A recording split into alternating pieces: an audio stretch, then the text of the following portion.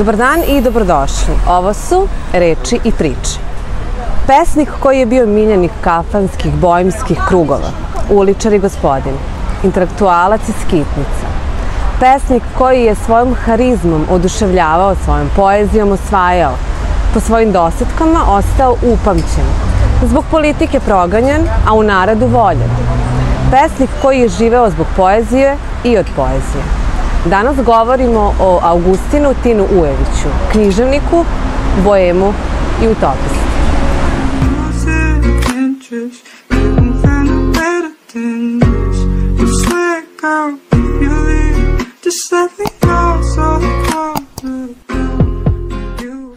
Augustin Tin Ujević, hrvatski pesnik, kritičar, esejista, publicista i prevodilac.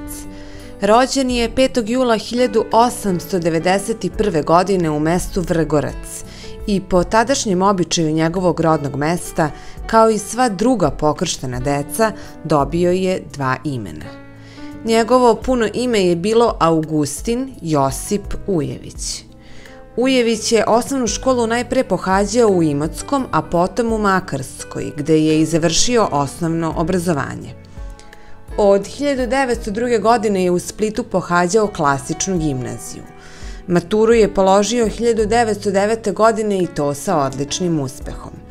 Nastavio je školovanje na Filozofskom fakultetu u Zagrebu, kada je upisao studije hrvatskog jezika i književnosti, klasične filologije, filozofije i estetike.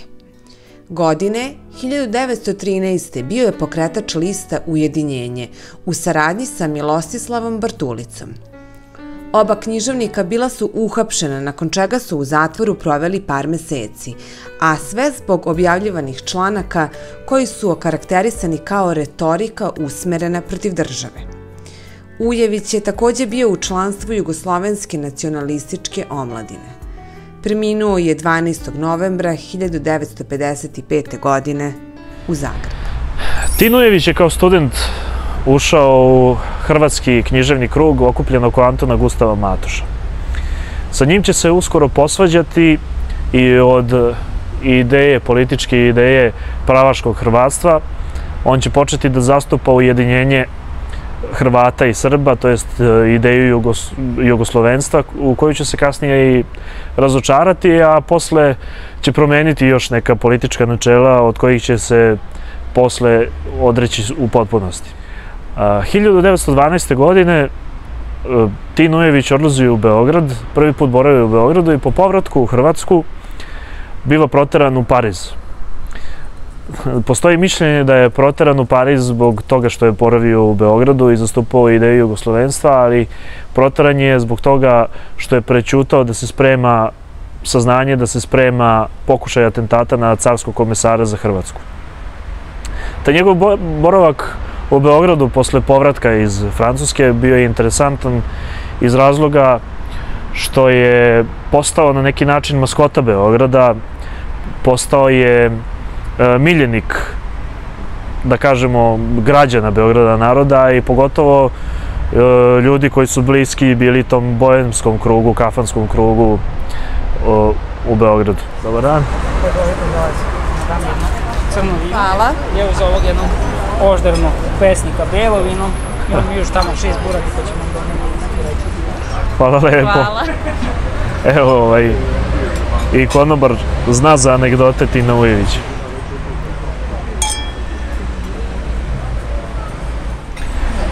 Eto, nije ni slučajno što se konobar šali na moj račun, kaže o pijenom pesniku čaša vina. Tebe je Goco nazvao gospođicom, mene opijenim pesnikom, ali to vuče korene iz jedne anegdote kada je Krleža ušao u kafanu i pozdravio prisutne sa dobroveče ljudi, a okrenuo se Tinu Ujeviću i rekao mu je i tebi pijani pesniče. Na što mu je Tin Ujević odgovorio dobroveče i tebi zastava u svim bojama. Zašto zastava u svim bojama? Pa poznato je da je Krleža menjao svoje politička mišljenja, pa je negde postao omražen u tim krugovima, a par godina nakon smrti Tina Ujevića Krleža je izdao knjigu koja se upravo zove Zastave. Ali eto, anegdota je ostala i dan danas u kafanama i prepričava se. Činjenica je da je u našoj kulturi ime Tina Ujevića danas prvenstveno sinonim za boemiju. U svom eseju Posmrtno slovo boemiji Danilo Kiš će Ujevića prozvati jednim od poslednjih pravih boema. Kiš kaže kako je Ujević dokaz da se krst boemije ne nosi samo po sili socijalnih zakona, nego i po sili zakona umetnosti, dobrovoljno. Tin Ujević umire kao gordi pajac i mučenik, fanatično dosledan sebi, inkarnacija nekadašnjeg ropstva i veličine boemije, reći će Kiš u istom eseju. Ujević je najznamenitiji južnoslovenski primer prokletog pesnika, boema, kafanskog čoveka, beskućnika, otmenog pijanice. Bezbrojne su anegdote o Tinu Ujeviću i njegovim kafanskim noćima. Treba međutim reći da su za Tina jednako važni dani koje je prevodio po bibliotekama. Uspeo je Ujević mnogo pročitati, bio je erudita, možda nesistematičan, ali njegova je načitanost svakako vidljiva u esejima koje je pisao. Znanje stranih jezika i pesnički dar Ujević je iskazao u brojnim sjajnim prevodima. Najveći deo života proveo je bežeći od konvencija, kao moderni nomad i samotnjak, skoro pa prosjak u materijalnom i kraljević u duhovnom smislu. Bio je profesionalni pesnik u budlerovskom smislu. Kad smo već u ovako boemskoj atmosferi kod anegdota koje su vezane za Tina Ujevića, postoje još dve kafanske anegdote, a jedna je kada je ušao u restoran u Zagrebu i prišla mu je konobarica i rekla mu je da je nepristojno odeven, to jest da nije odeven po nekim standardima tog restorana. On je ćutke uredno ustao i otišao i vratio se u najboljem modelu koje je imao i tražio je kafu i ona mu je donela kafu i Tin Ujević je uzeo kafu i sipao u džep sakoa na opšte zaprepašćenje svih prisutnih. I kada ga je pitala zašto to radi, on je rekao, tako vam je to kada služite moje odelo, a ne čoveka. Ili još jedna od anegdota gde Tin Ujević sedi za šankom i prilazi mu lokalni mangup i kaže, ajde brzo mi reci jednu laž i častit ću te špricerom. A on kaže, ne, druže, rekao si 2. Kako je to bila laž u samom startu, on se eto izborio čak i za 2 špricera umjesto za 1. Tin Ujević je počeo da stvara u najranijoj mladosti, sa 13 godina. Njegove prve pesme nisu sačuvane, ali njegovo prvo objavljeno delo jeste sonet za novim vidicima u časopisu Mlada Hrvatska. Ujević je kao književnika naročito cenio Antuna Gustava Matoša, a značajan uticaj na njegov književni rad imala su i dela Bodlera. Sa Bodlerom se pokatkad poistovećivao, a njegove padove je doživljavao kao poetsku opsesiju.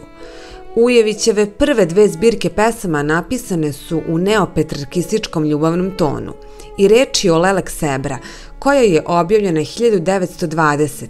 i Kolajna iz 1926. godine. Nakon nekoliko godina Ujević objavljuje i zbirku poezije Auto na korzu, a godinu dana kasnije, tačnije 1933. objavljuje reprezentativni izbor svog pesništva, Ojađeno zvono. Godine 1945. zabranjeno je njegovo javno delovanje od strane komunističkih vlasti, te se Ujević tada posvetio karijeri anonimnog prevodioca.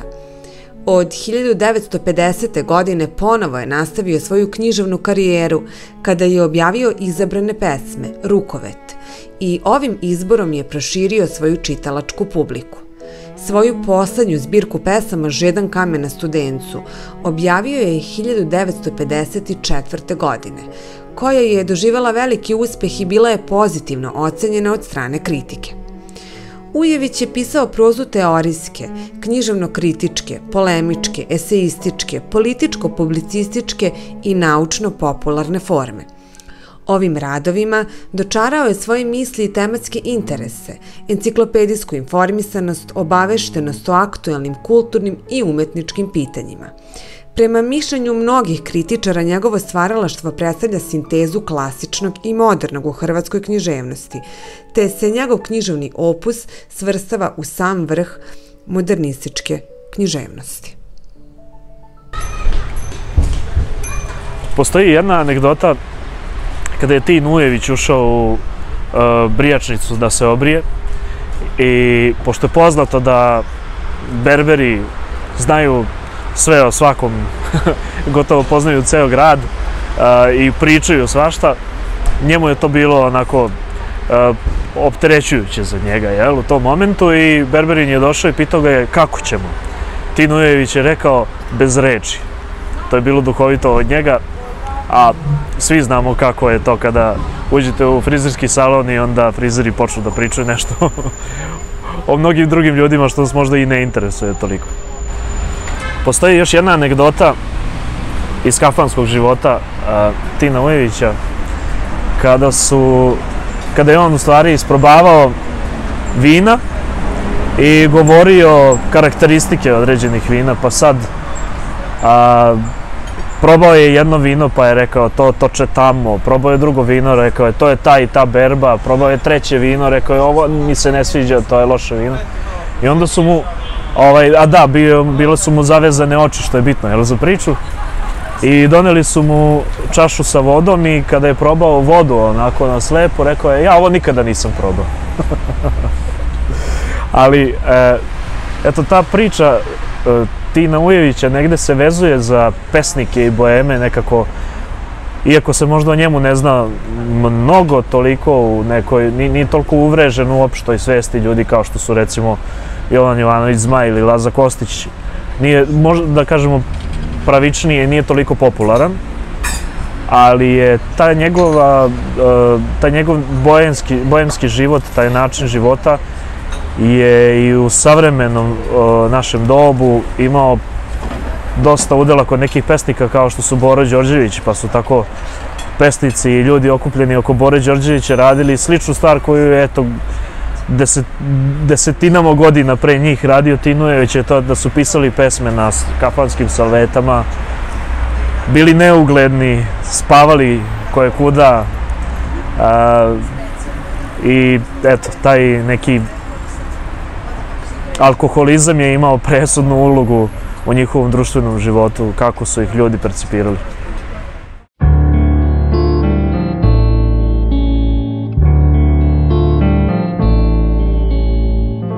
Ure od smole, cure besmisleno. Sumorni čovjek, snatri bestjelesno. Sutonska strast se boji bez imena, a ljubav jeca bespredmetna. Ure od smole, cure besmisleno. Sumorni čovjek, snatri bestjelesno. Sutonska strast se boji bez imena, a ljubav jeca bespredmetno. I sve je danas prazno, beskonačno, a vjetar duva. 1912. godine, kada je Tin Ujević proteran iz Zagreba u Pariz, posle nekog vremena on stupa u Legiju stranaca, što je zanimljivo jer retko koji pesnik je baš završio u Legiji stranaca, što nekako ne ide uz pesnike, jel tako? U Parizu je zvanično studirao na Sorboni, gde se zaljubio u jednu devojku, gle čuda, baš je studirala književnost. I naravno ta ljubav, kao i svaka prava ljubav, bila je nesretna i neostvarena, što je dragoceno za svakog pesnika, ali isto tako je to u njegovom slučaju i pogubno. Pored razočarenja u te političke svoje ideale u koje je verovao i u ljude sa kojima je radio na ujedinjenju Hrvata i Srba neuspešno, i ta neuspela ljubav odveli su ga alkoholu. I sad, kako ja zamišljam Tina Ujevića, nekako i dok smo na studijama pričali o njemu i evo sad i kada sam se pripremao za ovu emisijicu, zamišljam ga tako da sedi u parijskom lokalu, ovako sa kariranim stolnjacima u jednoj kafani, sam, usamljen i polupijan i na nekoj salveti ispisuje stihove jedne od svojih najlepših pesama i možda jedne od najlepših pesama napisane na ovim prostorima, a to je Svakidašnja Jadikovka. Ta je pesma tako jedan veliki omaž usamljenosti, beznadežnosti pojedinca i njegovih ideala, snova i svega u šta je verovao. Postoje i umetnici koji su poznati, umetnici koji su opevali ili govorili stihove Tina Ujevića, među kojima su naš novosadski kantautor Nemanja Nešić, Svakidašnja Jadikovka Radeta Šerbedžije, ali i Nikola Rausaljević, naš veliki recitator i sad sve poznatiji pesnik. Nikola Rausaljević aka među nama.